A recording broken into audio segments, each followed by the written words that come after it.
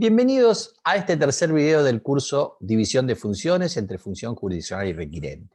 En esta oportunidad vamos a hablar del aforismo ne procedido ex officio y de la prohibición de delegar funciones. El ABC o la esencia del sistema acusatorio es dividir función jurisdiccional y requirente. Y dentro de esa lógica, el juez no puede realizar actos de investigación o que impliquen el impulso de la persecución penal, y así lo establece expresamente el artículo 9 del nuevo Código Procesal Penal Federal. Siguiendo esas pautas, el juez no puede investigar y entonces desaparece el anacrónico instituto del juez de instrucción, siendo que, mientras que en el sistema inquisitivo el juez buscaba la verdad por sí mismo, en el acusatorio esto no es así, sino que el juez le debe exigir que le prueben la verdad a los acusadores bajo la regla de la carga de la prueba, el onus probandi. Como señala Alberto Binder, lo que pasa es que en el acusatorio el juez no puede gestionar intereses. Es necesario entonces un acusador que le pruebe la verdad de las acusaciones. Y entonces aparece este otro aforismo, que es que el juez no puede proceder sin actor, sin acusador. Y dentro de esta misma lógica, entonces, el juez lo que no puede hacer es actuar de oficio. Y ahí aparece el aforismo ne procede y de ex officio.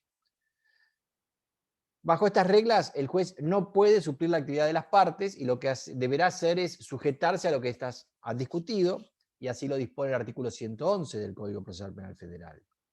No puede incorporar prueba de oficio, y es el artículo 135 el que así lo dice. El artículo 5 de la Ley Orgánica del Poder Judicial señala que el juez debe resolver exclusivamente con base en las pretensiones y pruebas producidas por las partes en las audiencias. Siguiendo esta misma lógica, el juez tampoco puede disponer medidas de coerción de oficio, y eso lo señalan los artículos 209 y 223. Hay ciertas peticiones o postulaciones de las partes que son vinculantes para el juez. Así, por ejemplo, el pedido de sobreseimiento cuando no exista, del fiscal, cuando no exista oposición de la víctima o del querellante. Allí el artículo 272 señala que ese pedido de sobreseimiento es vinculante para el juez. Lo mismo sucede en la etapa de juicio cuando los acusadores solicitan la absolución, que es una lógica que ya traíamos desde nuestra Corte Federal de varios fallos de Tarifeño en adelante. Finalmente, tampoco el juez puede imponer una pena más grave que la solicitada en esa acusación. Así lo señala el artículo 307 del nuevo Código Procesal Penal Federal, y en esto cambia el paradigma respecto al Código Levene, porque sí permite esa posibilidad. Lo único que no permite el Código Levene es que sea en el marco de un juicio abreviado, que se pida más pena, que el juez decida por más pena que la pautada. Y justamente esta idea del juicio abreviado también aparece dentro del nuevo Código Procesal Penal Federal, incluso con esta idea de que el juez no puede de oficio modificar la forma de ejecución de la pena acordada, y eso lo señala el artículo 325 del nuevo Código. Este tema de las preguntas de los jueces en el marco del debate tiene su polémica. En la versión original del Código, el artículo 264, séptimo párrafo, expresamente decía que los jueces no pueden formular preguntas a testigos y peritos durante el debate. Pero esto entraba en contradicción con el artículo 5 de la Ley Orgánica del Poder Judicial, porque ese artículo 5 señala que los jueces sí pueden exclusivamente formular preguntas a esos testigos y peritos, pero que sean preguntas aclaratorias. Esta suerte de contradicción buscó ser zanjada con la reforma de la 27482, que ahora en el artículo 297, que es el anterior 64, lo modifica y dice que los jueces lo que no pueden hacer es formular preguntas directas. Pero compatibilizando con el artículo 5 de la Ley del Poder Judicial, dice que sí pueden pedir aclaraciones cuando no hayan comprendido lo expresado por el declarante. Bueno, esta concesión que se termina haciendo para que los jueces formulen preguntas aclaraciones, aunque prohíben las preguntas directas, bueno, en alguna medida tal vez a través de alguna de estas aclaraciones que soliciten terminen de alguna manera rompiendo la lógica del acusatorio al preguntar. Con lo cual, no sé si es la mejor solución permitir estas preguntas aclaratorias. Pero esta es la decisión que ha tomado el legislador, manteniendo la lógica del artículo 5 de la Ley Orgánica del Poder Judicial. Como venimos diciendo, esta idea del no proceder de oficio por parte del juez es una máxima del acusatorio, pero debemos aclarar que tiene una serie de excepciones. En primer lugar, el control de constitucionalidad que puede hacerse de oficio, lo mismo el control de convencionalidad, lo mismo sucede respecto de cuestiones tales como las nulidades y el orden público, y por último, respecto del instituto de la reformatio in melius, esto es cuando el tribunal actúa de oficio en favor del imputado.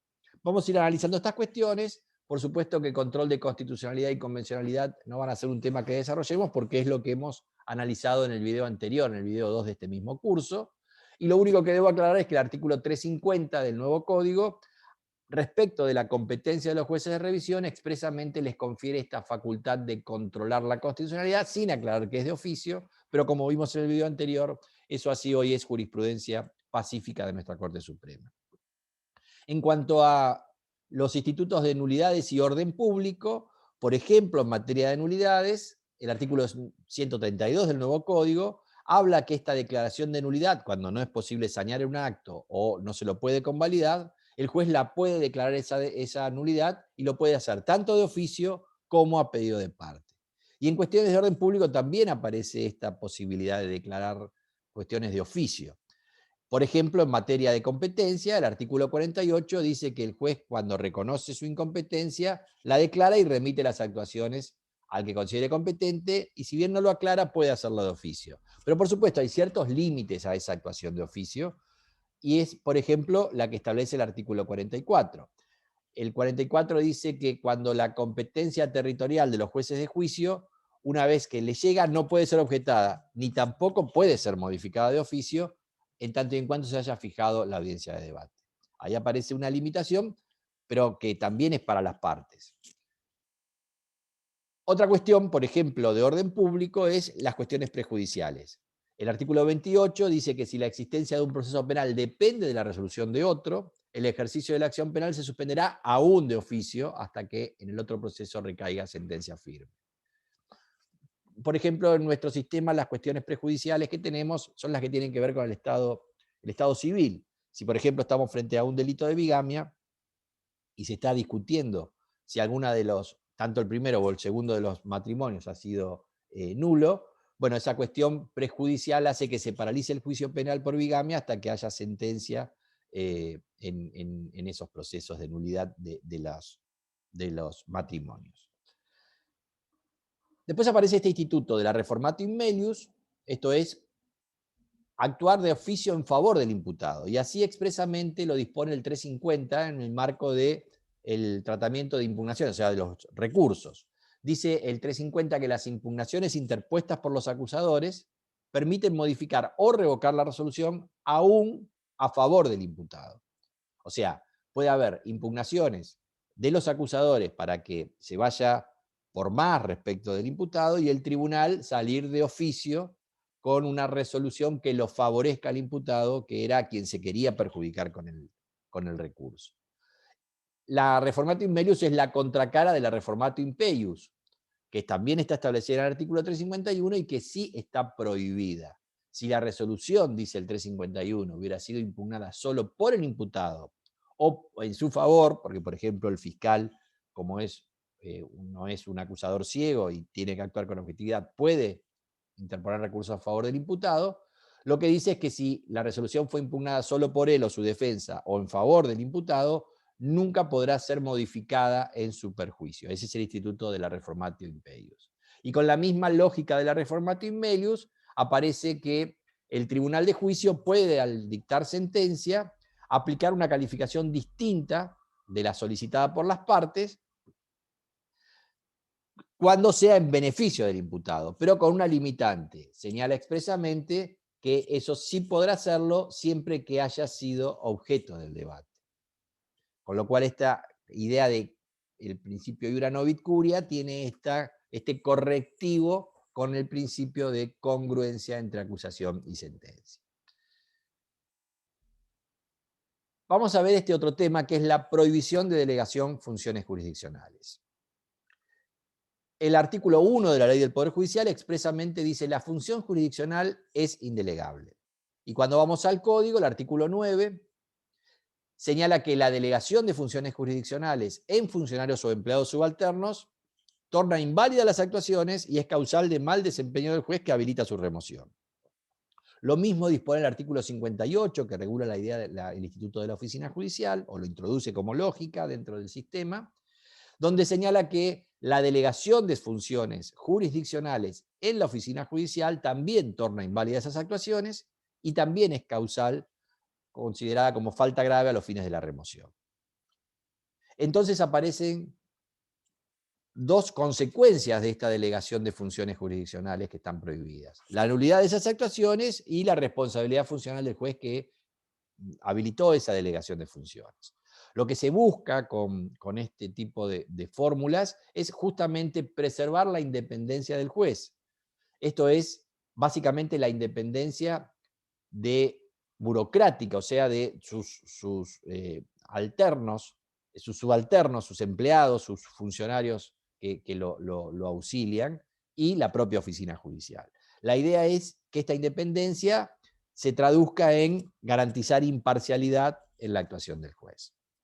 Y para garantizar esa independencia y esa imparcialidad aparecen como mejores fórmulas que el juez directamente no tenga empleados o funcionarios a cargo, que el juez esté solo en la sala de audiencias, presidiendo esas audiencias y resolviendo tras ellas de forma oral. Pero claro, la ley orgánica del Poder Judicial, en el artículo 38, ha considerado mantener estos equipos de trabajo de apoyo a los jueces. El artículo 38 establece que los juzgados, los tribunales de juicio y las cámaras de apelaciones serán asistidas por un equipo de trabajo que lo integra personal técnico, administrativo y de maestranza, y que actúa bajo la dirección técnica de un secretario judicial, con lo cual mantenemos dentro de este sistema la idea de la secretaría del juzgado, que es propia de la lógica de un juzgado de instrucción y no es propia de los sistemas acusatorios, donde el juez debería estar solo trabajando en la sala de audiencias. Ese mismo artículo 38 se encarga de señalar cuáles son las funciones que va a llevar adelante este equipo de trabajo e indica que este equipo de trabajo va a tener, por un lado, la función de prestar asistencia técnico-jurídica a jueces en su función jurisdiccional, y en esta posibilidad obviamente se cuela la posibilidad de que de alguna manera se delegue esa función jurisdiccional, permitiendo que este equipo de trabajo en el fondo elabore los fundamentos de la decisión del juez que puede después, tras un cuarto intermedio, verbalizar en una audiencia oral. Después dice este artículo, como inciso B, que estos equipos de trabajo van a asistir a los jueces en el control de gestión y cumplimiento de plazos, pero que eso es una tarea más específica de las propias oficinas judiciales. Y finalmente lo que habla es de facilitar la coordinación entre el juez o el tribunal y las oficinas de gestión como una suerte de enlace, pero realmente esto es algo que puede cumplir directamente la oficina judicial sin intermediarios. Esta rémora de mantener estos equipos de trabajo tratan en alguna medida de poner ciertos límites o evitar estos desarrollos patológicos que creo que van a ser inevitables, con algo que sigue diciendo el artículo 38, al formular que el equipo de trabajo no desempeñará en ningún caso funciones jurisdiccionales encomendadas a los jueces, como tratando de evitar lo que el inciso A de alguna manera podría habilitar. Y finalmente dice que tampoco pueden realizar ese equipo de trabajo funciones administrativas encomendadas a las oficinas judiciales, pero tanto inciso B como inciso C en alguna medida invaden esas competencias. La verdad que no es lo más deseable que esto se mantenga bajo esa lógica, pero hay que reconocer que no hay reformas puras y que hay que hacer concesiones. De hecho, la reforma judicial que ha aprobado el Senado crea juzgados con secretarías, manteniendo esta lógica de equipos de trabajo que, creo yo, son absolutamente contradictorias con un sistema acusatorio que requiere jueces trabajando solo en salas de audiencias. Justamente hay otras fórmulas, amén de que los jueces estén solos, y es justamente la oralidad y la desaparición del expediente. Cuando el juez está solo en la sala de audiencias y no hay un expediente en el cual pueda refugiarse tras un cuarto intermedio, la idea de que la oralidad cobra sentido y el juez resolverá entonces en esa audiencia con inmediación y concentración, es lo que garantiza que los jueces cumplan con su función jurisdiccional con absoluta independencia e imparcialidad. Claro que esto supone nuevas exigencias para ser juez. Los jueces en estas salas de audiencia van a tener que estar escuchando, no tienen expediente para refugiarse, no tendrían que tener empleados o funcionarios a los cuales consultar en cuartos intermedios. Tienen que en esas mismas audiencias ir sistematizando los argumentos, así como las peticiones que formulen las partes y elaborando la respuesta que tendrán que también organizar para decidir verbalmente, dando esos fundamentos de manera sistémica, dando una respuesta de calidad tras esa discusión que se dio en la audiencia. Por supuesto que esto claramente es una nueva forma de ser juez y para eso es clave la capacitación que tenemos que asumir porque los cambios de paradigma que impone este sistema acusatorio tan radical hacen que necesariamente debamos capacitarnos. Lo que hemos visto en este video, entonces, este principio del ne procedere ex officio con sus excepciones. Hemos visto que está prohibido delegar funciones jurisdiccionales y cuáles son sus consecuencias.